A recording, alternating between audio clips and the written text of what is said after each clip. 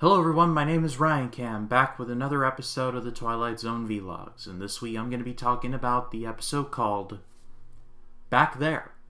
It tells the story of a man named Peter Corrigan, played by Russell Johnson. One night, as he is playing cards with his friends at the club, not like the rave type of club, but like a poker club, pretty much, they begin to talk about the question of time travel, where if you had the ability to travel to a certain event, say, in this case, they reference it, the stock market crash in the late 20s, what would you do if you were able to go back and possibly stop it? Corrigan shrugs this off as like, I don't belong there, I belong right here. And as he is going to leave the club, he gets very dizzy and finds himself in 1865. He later puts two and two together to find out that he is in 1865 on April 14th, 1865. And the historians among us know that day a little too well. I was not a fan of the Dust episode, in case you couldn't tell from my review. I thought that Smythe was just a terrible person, which I get was kind of the point of the episode, but still not fun to watch. Thankfully, this was a far more palatable episode, albeit a tad predictable. Russell Johnson is probably best known for playing the professor on Gilligan's Island. I will not be referencing that here since I have seen 0 episodes of the show. But he did a good enough job in the role, and he actually sold the trauma, I guess, of winding up in 1865 about as well as one might expect. He sold it like if one of us were to end up in that time.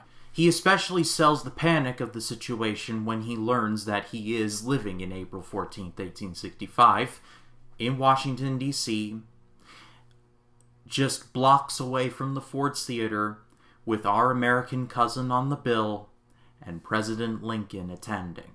I hear doom clouds overhead for no particular reason. With what I just outlined, the twist of the episode, I'm sure you can picture, like, almost immediately. Basically, Corrigan gets put in jail because people think he's crazy, but one of the actors at the theater bails him out. I think I've said too much, but if you haven't figured it out, then, well, I'm glad I didn't say too much. What I'm trying to get at is this. This twist was one of the more predictable ones that I have seen. When I saw this character walk on stage, I'm like, I think I know who you are. At the end of the day, I don't really have a ton to say about this episode. It was actually a pretty straightforward Twilight Zone episode. It was fine, which after the Dust episode was actually quite refreshing.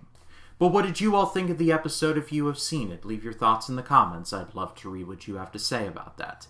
And next week on the series, I'll be taking a look at yet another episode in the videotape era of the Twilight Zone. We're taking a look at The Whole Truth. But if you like this video, please be sure to leave a like, comment your thoughts down below, and if you like this video and you want to see more like it, hit the subscribe button and click the bell to allow notifications. That way when a new video drops, you'll be the first to know about it. My name is Ryan Cam, and I'll see you in the next one.